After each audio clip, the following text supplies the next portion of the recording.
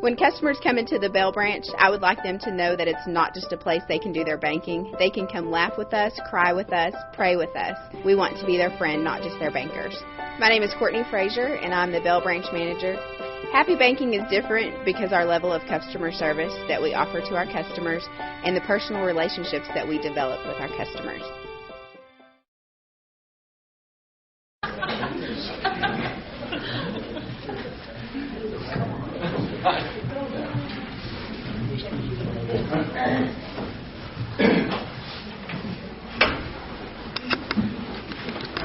Good afternoon. If you would all stand, and we'd like to welcome Reverend Mark Love from the Central Church of Christ to give our invocation. Let's pray. Father, we're grateful for the cooler weather, promise of rain, the rain that we've received, and a little bit of snow that we've received. We're so grateful for that blessing.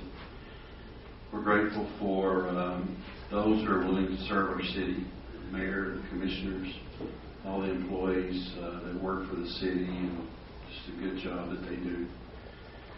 We want to lift our city up, the people there. We all live in a common community. We all look to the good of the community and of one another. And help us to always remember to put one another above ourselves and allow ourselves to love people and care for people. So, Father, we just ask that you just be with us during this meeting and future meetings. Be with the families of everybody here in this room.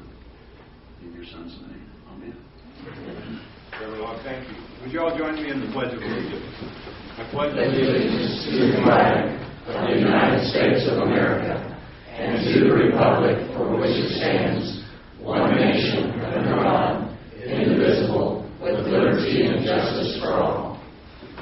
It's our pleasure to do a proclamation today, so we're going to come down front, and I understand there's some people here from the hospice and palliative care here.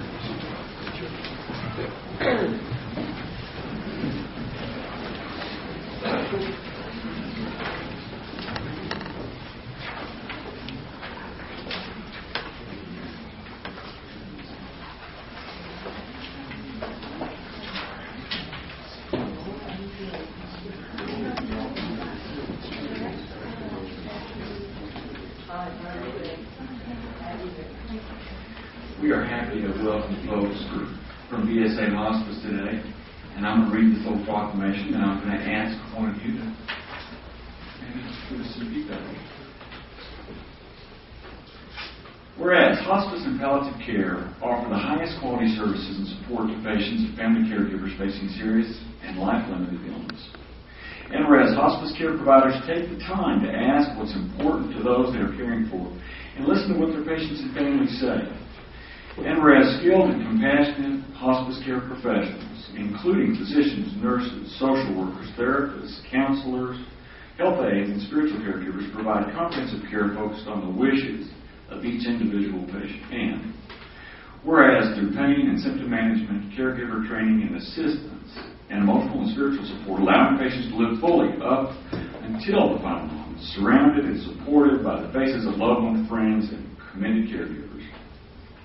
And whereas the provision of quality hospice care reaffirms our belief in the essential dignity of every person, regardless of age, health, or social status, and that every stage of human life deserves to be treated with the utmost respect and care. And whereas every year more than 1.5 million Americans living with life-limiting illness and their families receive care from the nation's hospice programs and communities throughout the U.S. And whereas more than 468,000 trained volunteers contribute 22 million hours of service to hospice programs annually, and whereas hospice care providers encourage all people to learn more about options to care and to share their wishes with family, loved ones, and their healthcare professionals.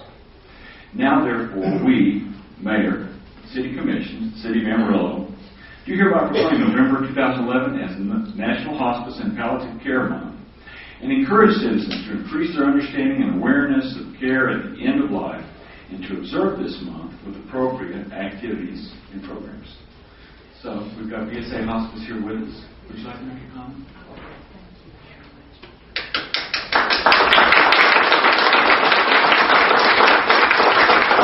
Thank you very much. just a moment or two. My name is Laura Ryer. I'm the director at ESA Home Care and Hospice. And I have a few of my staff members here. Our volunteer coordinator is here in the beautiful green jacket, and two of our hospice counselors. We represent more than 100 people in our department that care for people at the end of life. And we are truly the high-tech and high-touch of healthcare. We embody the highest skills and the greatest technology and the ability to handle pain and symptom management and all the other issues and the things that families and patients need. But at the same time, we embody the best in the high touch of compassion and care and commitment to our patients and their families. And so it's with great appreciation that we thank the City Commission for allowing us to have this opportunity to, one more time, we've been doing this for 31 years, providing hospice care in Amarillo and the area. And so we just really do appreciate the opportunity to let you acknowledge that and help us to acknowledge that to all the community and the things that we do for you. So thank you so much. We really do appreciate this.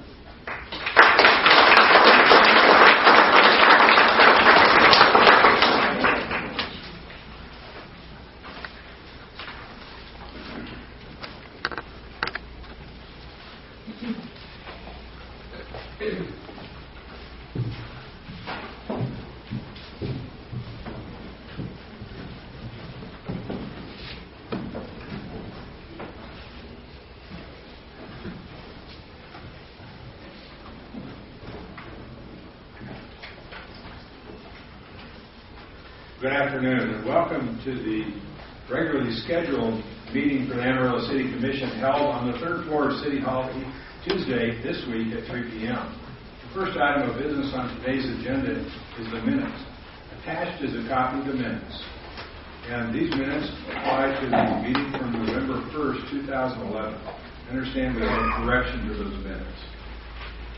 Mr. Mayor, I would move for approval of the minutes of the November 1st, 2011 meeting with the correction in items 3 and 4 where inadvertently we put in the name Escajeda for Green. Ms. Escajeda was not here. And Ms. Green was. Those were second. Okay, do I have a second? Second. Any other changes or corrections to the minutes? If not, all those in favor of the minutes as corrected, state by saying aye. Aye.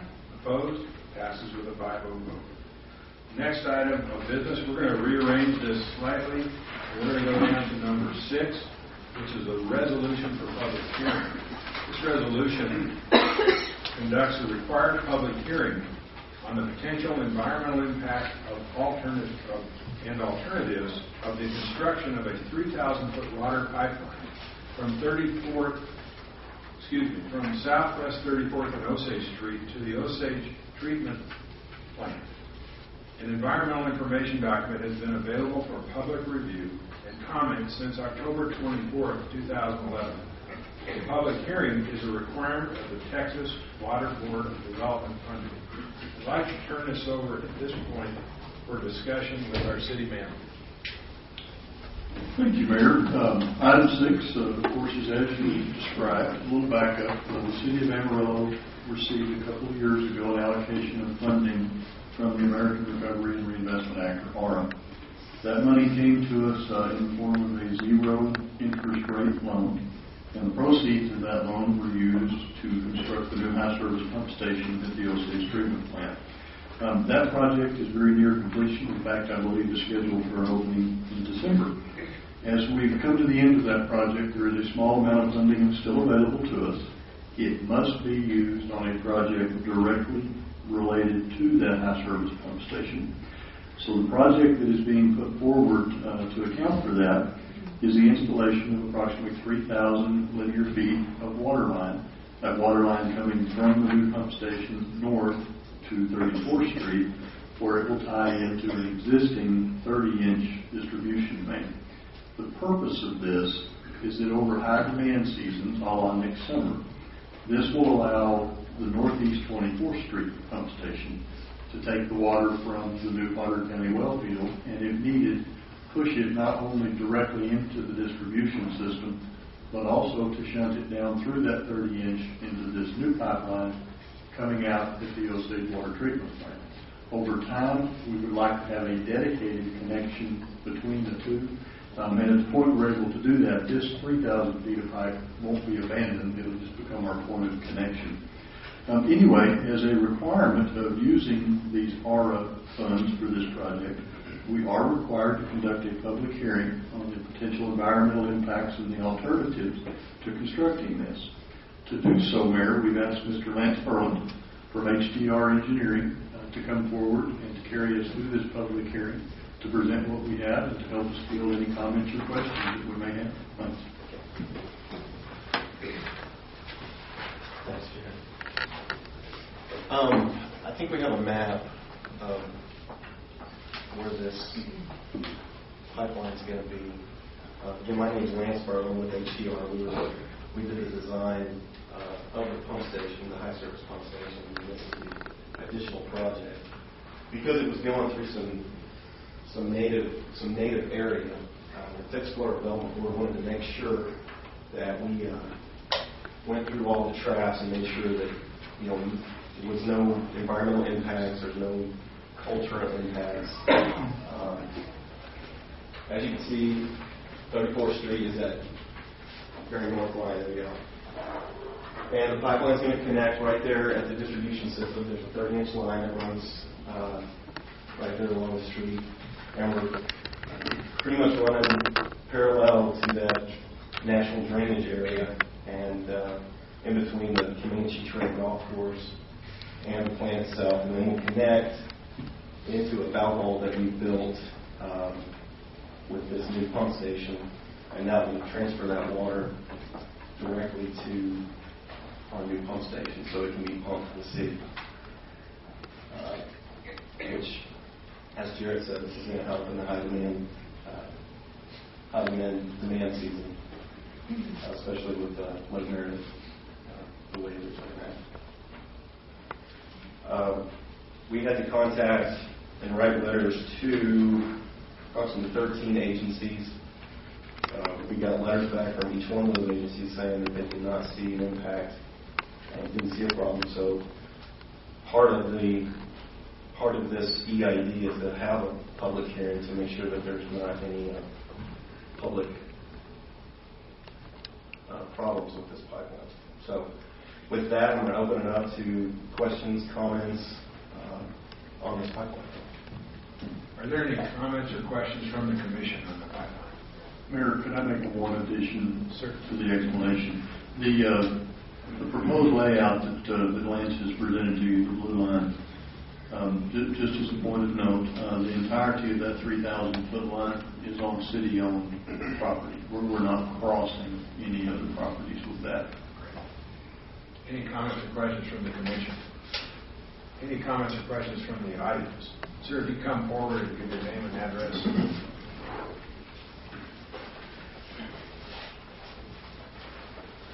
Ron Boyd, 2320 Hawthorne. Just curious, looking at the pipeline, we've got right angles in it, and is that necessary? And is that the best way to distribute the water, through a right angle and then go up and shoot like that, or will it kind of angle up?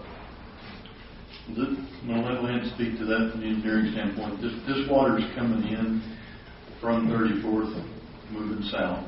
Okay. As it's coming in, this is not where it's being pushed back out. Okay. Again, but the right angles are a good question. A lot of that's done to accommodate that natural drainage area that's up there and to keep from impacting more of that frontage on 34th. To minimize the impact of that frontage on 34th, maybe a better way to say that. Lance? Yeah. Sure. This was the old line. We've actually been Lance, can you take the podium, please? Yeah, sure. I'm sorry. This is a little bit older alignment. We've been doing design on this where we cut out some of these right angles. Both of them? Actually, not both of them. The south one is what we've cut out. We've got 245s right there. The one north, we still have a right angle there. There's a 100 and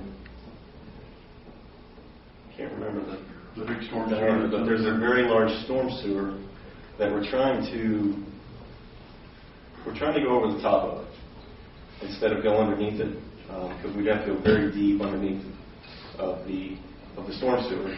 We think that's going to be a problem. It's an old storm sewer. We don't want to cause any problems with it. So to avoid it and actually get enough cover on top of our new pipeline, we need to make that right angle. We need to go out far enough and then come back in. So I don't see it as being a problem as far as hydraulics are concerned.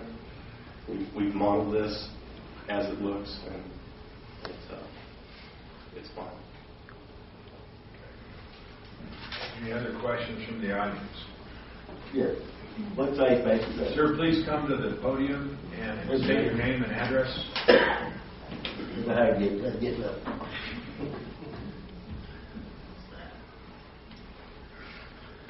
Al Alford, 9387 Madam. Thank you. What size bank is that, sir? It is a 36-inch pipeline. 36-inch. Well, on a 90 degree, you're going to get off the pressure gauge then. Say that again. If that's still, you're going to get off the pressure gauge then. Please say again. On a 90 degree. Yes. If that's still with water and she's for moving, you're going to get off the pressure gauge here. Yes, we'll be using restraint joints on all the pipelines, so we won't have that thrust on that pipeline. Why can't you put the 245? Oh, we could put 245s. You actually get more head loss with 245s than you do with a 90 in 190. But we could do 245. Any other questions?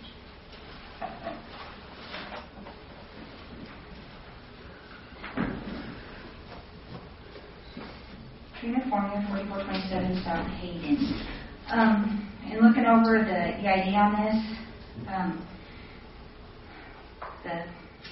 now it totally skipped me. The utilities guy answered this question, but I would just suggest maybe a wording change on this. In the it's page V2 in section number 2C, it says water quality. The water table is located more than 80 feet below ground level in this project area. The trenching on this project will not reach the water table, so precautions to prevent groundwater contamination will not be necessary. I had a question about seepage. You know, when it rains, water goes through the soil and it leaks down through the ground. They explained that it was just that it wasn't going to be more than what is recommended by this SWP3, what was allowed. I just think it should be worded so that we know that it's not that there's no contamination possible, but that it's within limits, regulated limits. You're aware this is fresh water. Yeah, I'm just saying, but during the construction of it, that's what I'm saying. During the construction, that's what this is about. During the construction of it, that there's not going to be any problems with contamination. I'm not concerned about it. It's just the wording there was a little bit confusing because it sounded like there was not going to be any possibility of anything during the construction of it happening. I just think that's a little unrealistic. But just to word it that it's within the regulated limits. Thank you for your comment. Any other comments? Okay. Mr. City Manager, do you have any comments about the comments? Are we okay with everything?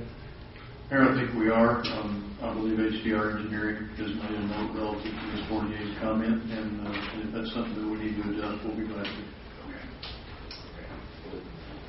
All right. If no other comments, then I'll entertain a resolution. Mayor, I move that we approve the resolution as presented. Okay. Second. All those in favor of the resolution as presented? Aye. Opposed? The resolution for public hearing is completed. It passes with a 5-0 vote. Okay, now we will move back up to item number 2. Item number 2, ordinance number 7304. This is the first reading of an ordinance changing the zoning of a lot located in the vicinity of Coulter Street and Continental Parkway from Plan Development District 238 to amended plan development for the purpose of allowing land use that are allowed within the general retail zoning district. This request was unanimously denied by the Planning and Zoning Commission and being appealed by the applicant. Are there any comments from the commissioners to begin about this ordinance? Certainly we'll have people to speak if they want to comment on that.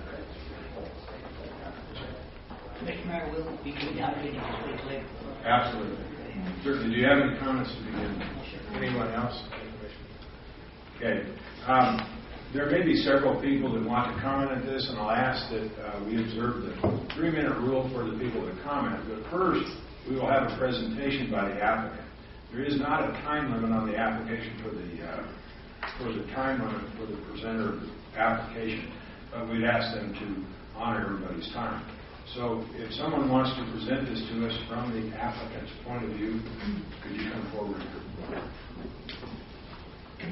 And I will ask during this entire presentation, whoever is at the podium, please address the commission. We're the ones left with this task of deciding and ask you to address us and not the audience. Thank you. Yes, thank you.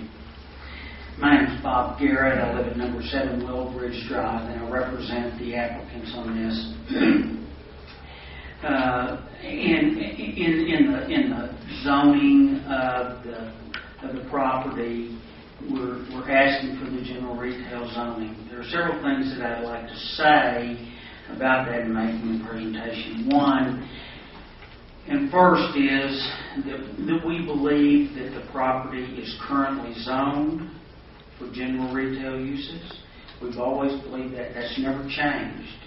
And I think I can show that today just by looking at the facts. I'm not going to present my opinion. I'm going to present to you the materials that are on record in the city of Amarillo. This has been an extremely painful process for everyone, for the commission, for the neighbors, the homeowners, the landowners, all of us. And we respect the problems that everybody might have with this, but the fact of the matter is this piece of property was zoned in 1995 when there were no homes in that area, or very few, if any. Basically, Walmart was there. And the piece of property that was zoned was a 43.6 acre tract. It was not a 12-acre tract or an 18-acre tract. It was a 43.6 acre tract. It's the site where Lowe's is. It's the site that we're talking about today. It's the site where Chili's and where Blue Sky is. That was zoned at that time.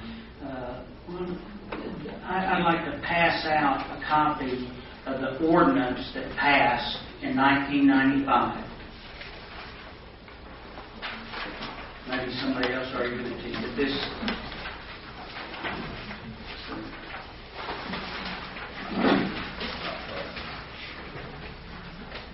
There are several things that I'm going to try and very quickly to go through with this. Is that the property is zoned, the use is determined, and there's no problem with defining that. The notations that were made on the original zoning are very clear and set out by the city. And then I want to look at the development of the entire site, okay? But if you look at the zoning that was done in 1995, Ordinance 6195, it's a rezoning for a 43.6 acre tract, unplatted land out of Section 40, Block 9 BSNF Survey, Randall County, Texas, and 1/2 of all bounding streets, alleys, and public ways, to change from agricultural to land development 238 for general retail uses. Okay? Very clearly, those are not my words. That is the ordinance that's passed. This property was zoned PD for general retail uses. Now, there have been a couple of questions about what does that really mean, and how does that work, and does it mean just general retail, or what's there, and what's the definition of general retail? And again, I think this is a very clear process for us. These are the kind of things that the people that own this land have invested several $1 million in the property, and the only thing that they have to rely on is the information that is here in the city of Amarillo. And so we start one with the zoning. It was zoned, and it was zoned general retail. All 43.6 acres was zoned PD general retail. The next thing that I want to talk about is we've had people say, well, general retail uses, we don't know what that means. Maybe that means we've got to have a cash register in the business, or it's not a general retail business. And so there's been a lot of questions about that. And what is a general retail use? Ron, if you'll pass out. This sheet comes from the zoning ordinance of the city of Amarillo. Okay? Again, this is not my opinion. This is the zoning ordinance for the city of Amarillo that all of us rely on when we look at a zoning, when we look at a use. And under section 4-10-82, it talks about use of land and buildings. And it says, no land shall hereafter be used, and no structure or appurtenance shall hereafter be erected, altered, converted, or modified for other than those uses specified in the district in which it is located, is set forth by the following schedule of uses. Okay? Again, so uses is not a new term for this zoning. Uses is set out in the city. And then if you go right down below that, it says, this is the legend for interpreting schedule of uses. Again, published by the city. This is how we interpret uses.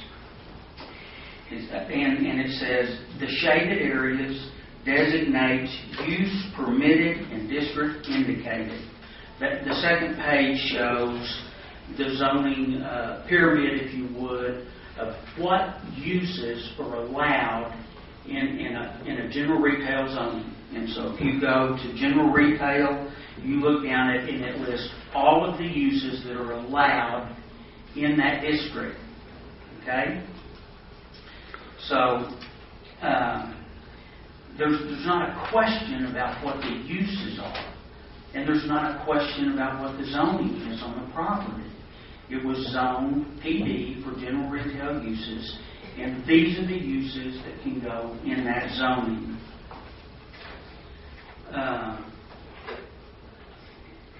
The next thing that came out was, well, yeah, but there's notes that go with the zoning, and I agree, there are notes.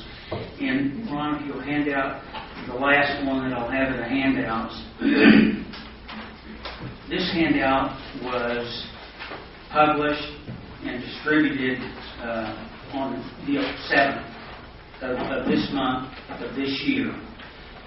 And it talks again about this piece of property and how it's zoned and what the uses are in that zoning.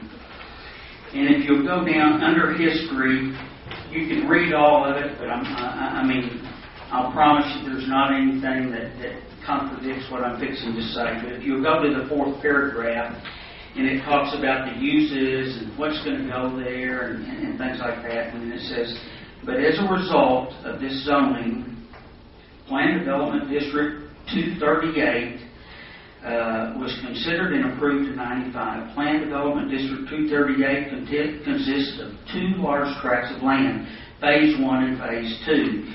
And Phase 1, if you will, was Lowe's, the Lowe's site. Phase 2 is the site to the south. Both allow for general retail or for retail uses. Now, we've just defined retail uses as set out by the city and defined by the city. So it's very clear there. It talks about Phase 1 had 2 out parcels, and Lowe's Home Improvement was there, and then 2 retail out parcels.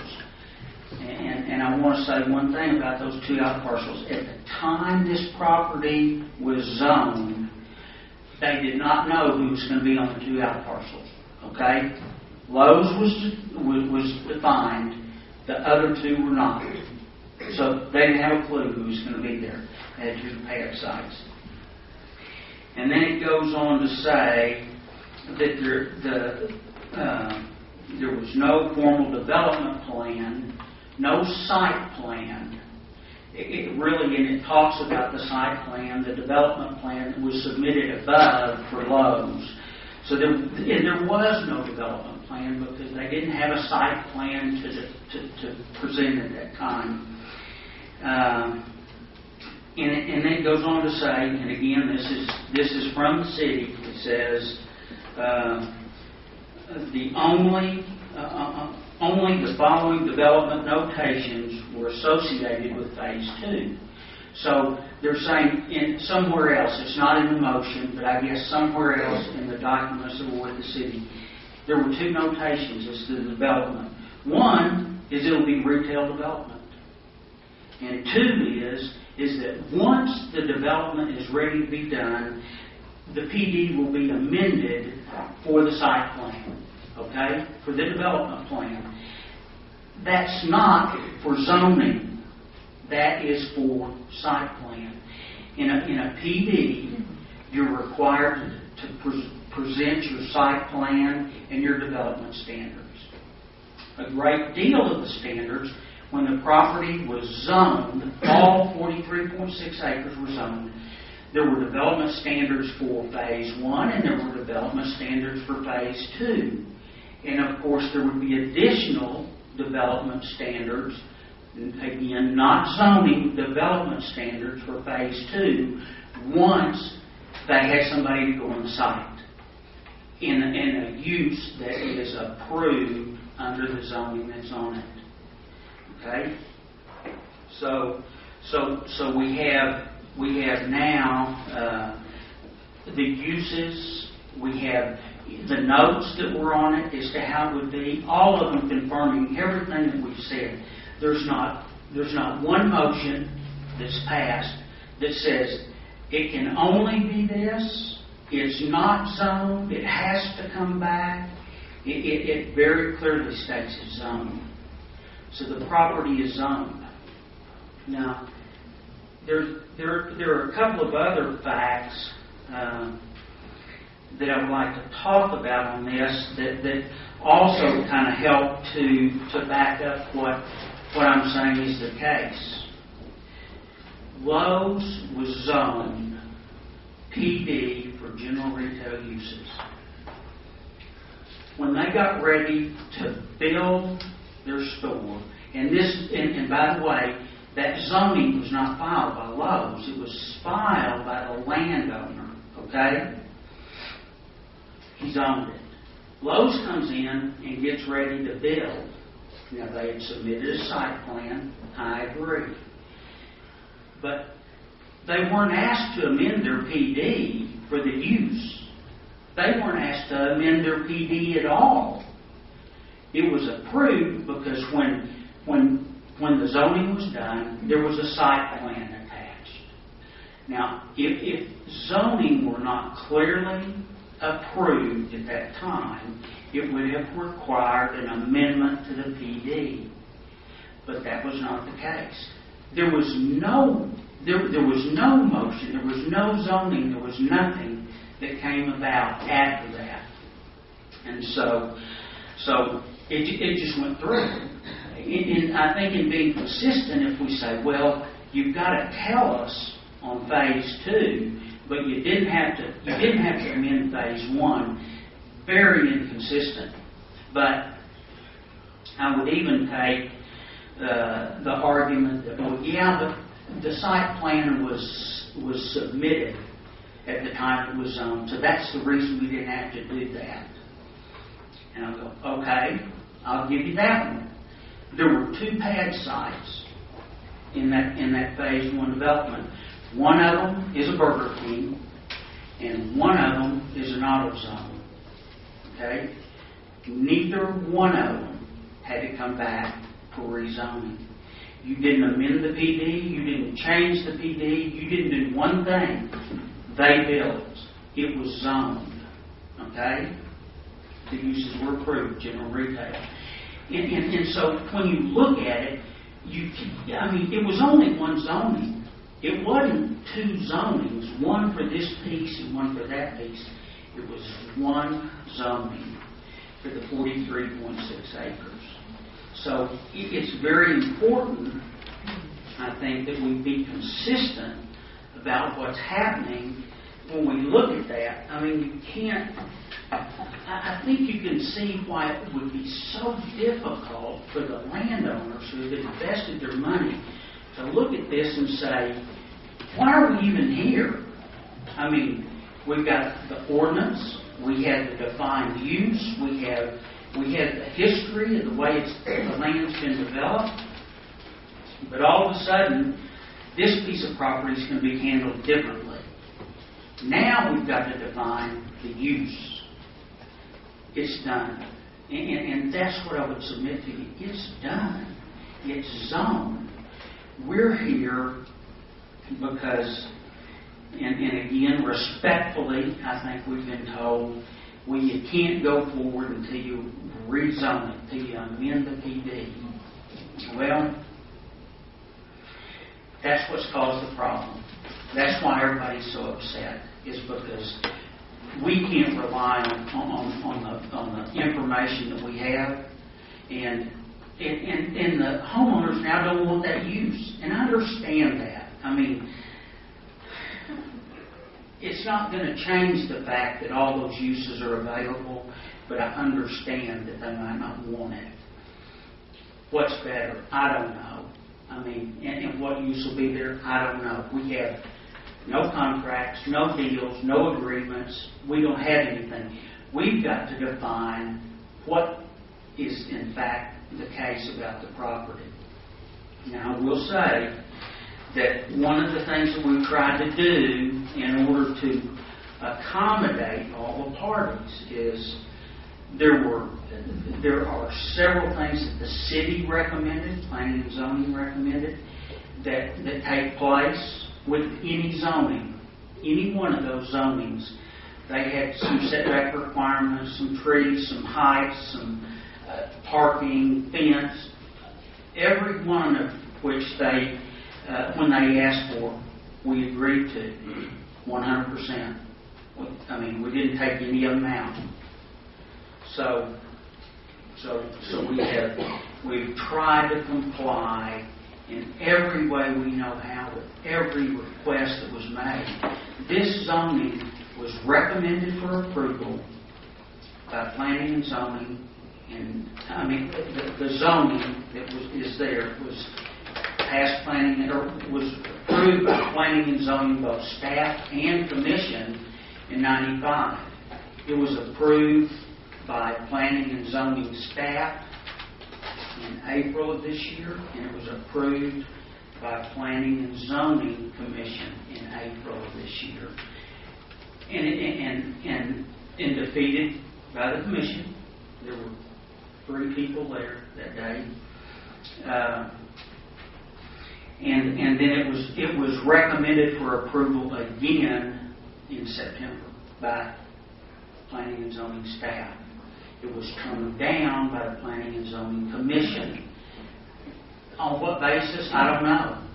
I mean, we have been consistently told that this is an appropriate zoning. In our position, it's already zoned. It's an appropriate zoning. It meets all the guidelines that they asked for, and in the comprehensive plan of the city. And so we're not asking for something that's outside the guidelines that are set out in the city ordinance. We're not asking you to make a motion on on something that isn't already in place. We've got to have this clarification. The only reason we're here is to have our general retail zoning approved so that we can move forward with that property and develop it and use it like any other landowner should be allowed to do. Sorry I took so long. I've tried to, as quickly as I can, present the case that's there, and I'll be glad to try and answer any questions. Garrett, I think we will have questions. There may be some now from commissioners, but I'd like you to please, I know you will stick around, but there may be questions that come up from the audience that we will need to sort through and figure out. Although we want to hear the other side too, are there any basic questions, clarification that are needed at this point from the commission? Yeah, Mayor. My wife says sometimes I act like the most evil liability attorney on the planet. That sounds like a bad thing to me. But It is. I have a point of clarification. They were kind enough to present us with the document, ordinance number 6159, dated 5/23 of 95, where it talks about, as is highlighted, that 43.6 acre tract of land, and it says to change from agricultural to planned development 238 for general retail uses. My question, I'm not sure if it would go to Mr. Shaw, Mr. Atkinson, or council, is there another document that came with the platting of phase 1 of that property that changed the zoning of phase 1? Let's refer this to the city manager and he can spell it out to everybody. Yeah, I'd like to see if there's actually a document that changes the zoning of phase 2 when it had previously been designated in phase 1. There is. Anytime that a PD is done, it is a combination of documents. Of course, the ordinance, which is the action taken by the commission. You have your staff reports which lay out the development standards. And then you actually have items of the plat, the site plan, whatever you'd like to call it. In this case, we do have the original from 1995. And it does make distinctions between those two phases. I think a lot of what Mr. Garrett has told you really illustrates how unusual this plan development was laid out. When it was approved in 95, it was two different items. You had a phase 1, which was, as he said, the Lowe's. I don't know if we can see that if we hold it up or not.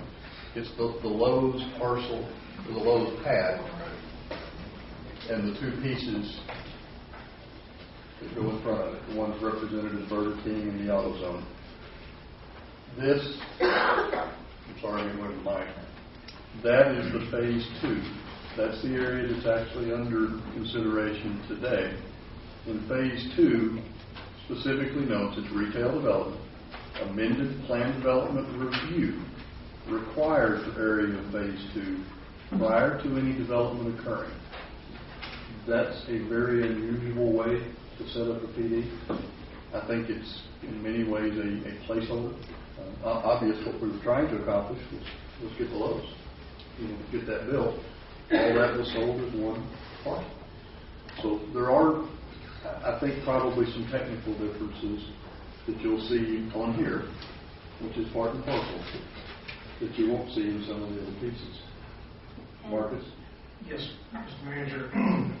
The ordinance that was handed out, you have to read it in broader context.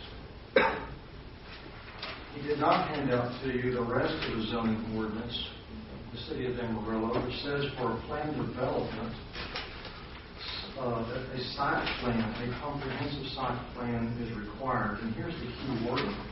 Such site plan shall be approved and filed in the planning department as part of the ordinance. And indeed, when you look at that site plan, it is stamped in red. Kelly, would you read the red notation there, please?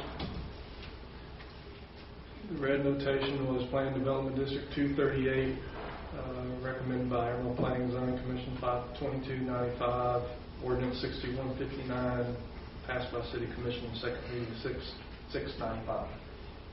It is stamped and tied directly to this ordinance 6159. So, to have a full understanding of what happened, one must look not only at the words of this ordinance, one must also, per the zoning ordinance, look at the site plan, which is a part of this ordinance.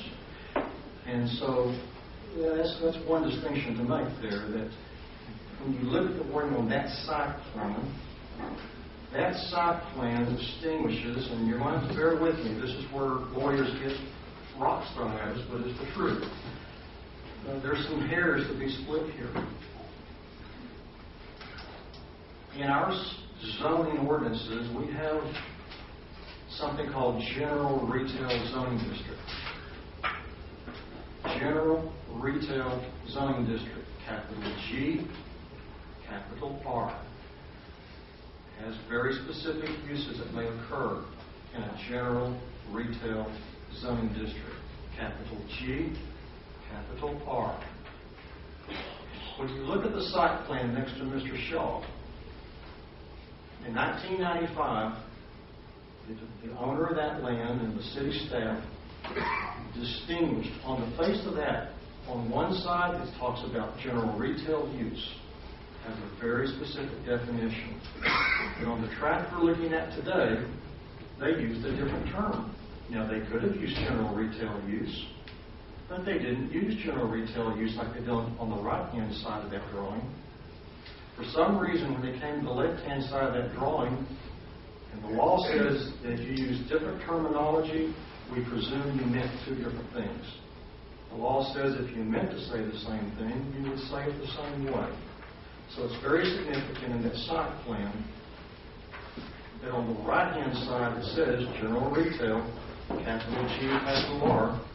But on the left-hand side it says, no, we're going to make this phase 2 something retail. Retail development. Well, retail development is not defined in our city ordinances. We don't, in one sense, have anything called retail development. The law says when you don't have a definition in the law book, you use the ordinary dictionary meaning of the word. The ordinary dictionary meaning of retail is defined as distinguishing from wholesale. It is the commercial sale of small lots or quantities to the ultimate consumer. It's a cash register operation.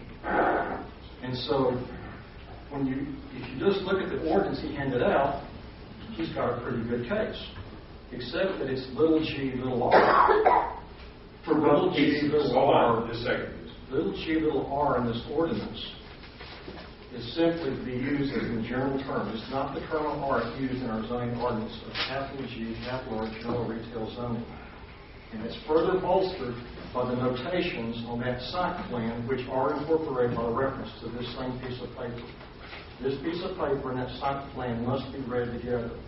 And that site plan distinguishes, on one side we're going to have some general retail, in another place, some kind of retail. There is a distinction there that ought not to be missed. Mr. Manager? Commissioner Reed, I know that was a long way around, I hope. No, that was good. That was really exactly the details we needed. Mayor, if I could offer two suggestions. I know Mr. Shaw would like to speak very briefly to the same question. And then kind of pull us back that certainly, again, I think this points out just how really odd this PD was set up in phase 1, phase 2. Mr. Garrett, after that, we'd like your response, but please, if you would. The bring back language that's in that. But nonetheless, regardless of some of those particular issues there, I don't think that it's under question that an amended plan development review is required. And an amended plan development review is, by law, a zoning, which is the point we find ourselves at today. Which is the point, doesn't mean that you change the use type. It does mean that it is a zoning. A plan development is a zone. So that then comes to you, which is where we are today, to hear both the applicant's request, anybody from the public who wishes to speak, and then ultimately a decision. So with your permission, could I get Mr. Shaw to give us just kind of history? And then we can come back to Mr. Garrett. Okay. I appreciate that, Mayor. I just wanted to point out a couple of things. First, being said that Mr. Garrett's correct, staff has supported both requests so far that has come forward recently with this piece of property. But that being said, I wanted to address a couple of the facts that you were speaking about, that this site plan was submitted at the same time as that ordinance 6159. It was zoned for planned development for retail use, with the Lowe's being on phase 1. Lowe's submitted a very specific site plan, so that was part of that zoning. As far as the other out parcels, which are also identified on the site plan, which you stated that they did not have to come back for a amended plan development review because they were zoned. It's staff's opinion that he's correct, those did not have to come back for a plan development amendment. But with this site plan and with this wording on it, those two out parcels were specifically addressed on this site plan with development standards for landscaping, signage, and specifically I just wanted to mention that it states that talking about these two out parcels, it says the development on outlots, which are the two outlots underneath Lowe's, not to exceed land uses allowed under the general RETAR, the capital G, capital R, General Retail District Classification. Could you repeat that, please? Development of outlots not to exceed land uses allowed under the capital G, capital R, General Retail District Classification, and must comply with GR standards. So it's my belief, or my opinion, that they did not have to come back for an amended plan development review because they met the standards, which are specifically stated regarding landscaping and signage and uses on the site plan. As far as phase 2, there has been another development. Again, it talks on phase 2 that it says retail development, it says retail uses. It does not use any kind of wording like uses allowed under a general retail district classification. There's a blue sky that was approved not long ago which has a lot in phase 2, which we did require to come back for an amended plan development review before that development was approved. So there was no specific standards on here for phase 2 for that development, so they were required to come do an amended plan development zoning. And as far as the amended, if it was meant to come back for an amended zoning procedure or not, I've seen several plan developments that say plan development review required to make sure that it conforms to the plan development. But this particular one, again, I agree with the city manager, this is an unusual case, in my opinion, because it has the word amended before plan development review. That indicates to me that you have to go through the amendment process, which means you have to change the zoning to allow the use that you're proposing. So I just wanted to state a couple of comments from staff's point of view on what Mr. Garrett had previously addressed. Sir, I have a question, clarification. How many, I don't need an exact number, but how many planned developments are there within our city? We're pushing 400. 400. How many have a designation as complex and complicated? Restrictive is this? Similar to this. I couldn't give you a specific number, but not very. This is rare. This is very rare. It's usually very clear what is allowed. And it leaves us with the question of how do we, as a governing body, let this land get developed? I mean, what do we do? Isn't that really what we're trying to do? How do we let this get developed? That's correct, Mayor, and I think Mr. Garrett made an excellent point. However we parse our way through this very large parcel of land located in a high-value part of your city does not have the certainty associated with it to allow owners, purchasers, whomever, to make good necessary decisions on how to properly develop that. It has put certainly the entirety of this commission in a tough position, as done to the Planning and Zoning Commission. And we're not dealing with requirements that were established by the current owners or current administration or whomever, but it has put us in that point to where that land does not have the certainty that's needed to allow somebody to make a choice of what's the highest and best use of this property, what's the appropriate use for this part of our city, how do we develop it in a manner that works as well as possible for all parties. Thank you. Okay, any other quick questions we'd like? Mr. Garrett, would you? I'd like to comment on it. Please, okay. please do.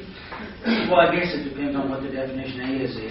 You know, I mean, that's kind of where we get to. I mean, I don't disagree with anything they said about what's written on there.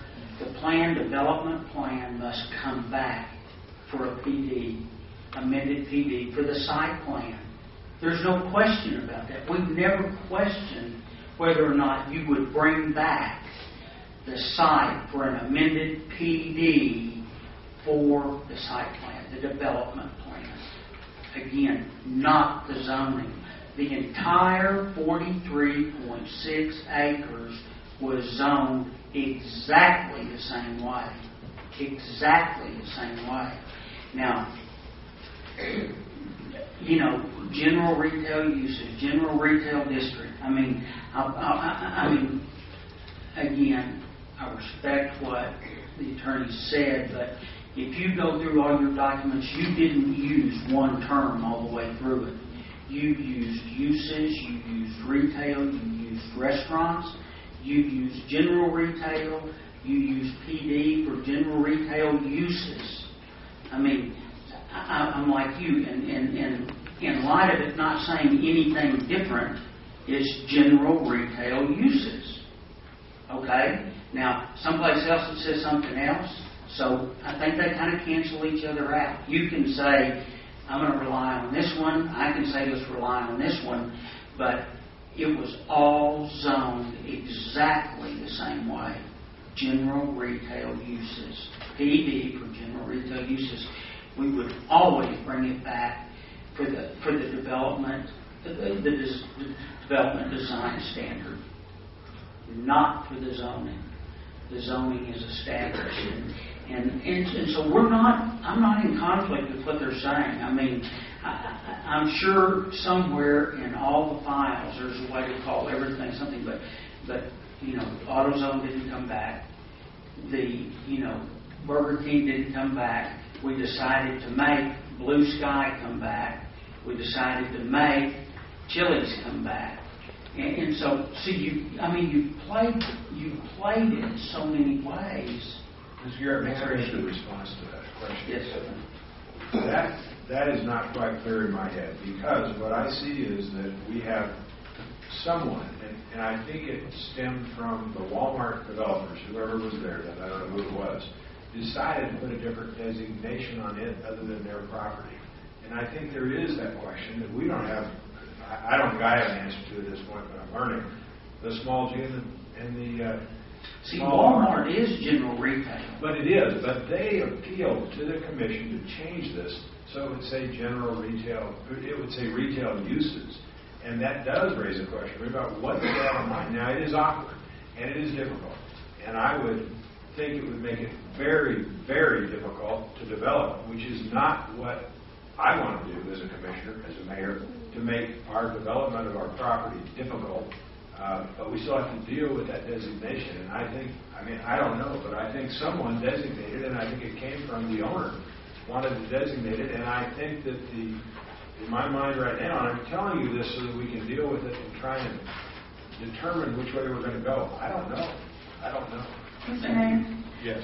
When he says that, I understand you to say that Chili's and Blue Sky kind of decided to come back, but weren't they required because of the amendment? They were required. Yes. We think wrongfully so, but yes, they were. We think wrongfully so for us too, but yes, they were. But the other two weren't. Well, because they didn't have the same amendment on that tract of land. Because they didn't have what? The same clause on the tract of land requiring them to. We have this funky wording of this clause that we're dealing with today. Yeah, but for the, come back for the amended development standards. And we're willing to do that 100%. We will bring it back for approval of the development standards. There's no argument about that point. We'll do that. We think we're supposed to. There may be other questions that we go along, but I'd like to hear from the folks that would comment on this side, or is anyone else from the development side that would like to comment? And, yes, Mr. Boyd, if you could again state your name and address. Ron Boyd, 2320 Hawthorne. I'm glad that y'all doing this and not me, because this is confusing. And when you look at it, there are a couple of things that I need to point out, and maybe you already know. And one of the issues, and this especially with homeowners, and I understand why they're upset, there was a street there that was in that original plot, Baltimore Street. It got bought out, it got replatted, houses were built there. We no longer have access to the south side of our property because of that. So it makes it even more difficult for us to develop. We only have one access point, and it's there in Coulter. And that's the only way to get back to the back of the property. That's even a narrow road. It needs to be wider. That's probably something that we would have to address in the future. If you look around all of this property on Coulter Street, it's general retail. It's general retail to the south. It's general retail adjacent to us. It's general retail everywhere you look. Even across the street, there's general retail backed up to housing. There is even planned development there that is commercial. It's a auto parts store, not an auto parts store. It's a Firestone, I believe. That's Firestone, but it is commercial, and it's next to homes. So there is a way to make this work, and that's what we're trying to do. How do we make this piece of property work so that we can develop it and it fits with the homeowners? We don't want them upset. We wish those homes hadn't been built there because, originally the PD, the way I understand it, is to protect the development. It's also to protect the homeowners around it. That's why we've never changed it to say we want a general retail zoning. We wanted the PD to protect the homeowners. We wanted to make sure that their problems were answered, that we got it done the right way so that everybody's happy. This property gets developed in the right way. And, this is way, way confusing. And you can see with just little r, big G, little g, I don't know how you do it. And I'm glad I'm not a retail developer because this would be impossible to develop a piece of land. So if any of the homeowners have suggestions, if you guys have suggestions, what do we do to make this piece of property a viable piece of property that we can develop and we can put on the tax rolls? Because as it stands now, if we just listen to everyone and we don't take the emotional side away from it, we can go out and raise goats there and we'll change it back to ag because that's what's going to happen. You can make the piece of property not a viable piece of property. Nobody is going to be able to develop it. So we're asking for your help. What do we do? Okay? Thank you. Anyone else from the development side that would like to speak before we move to the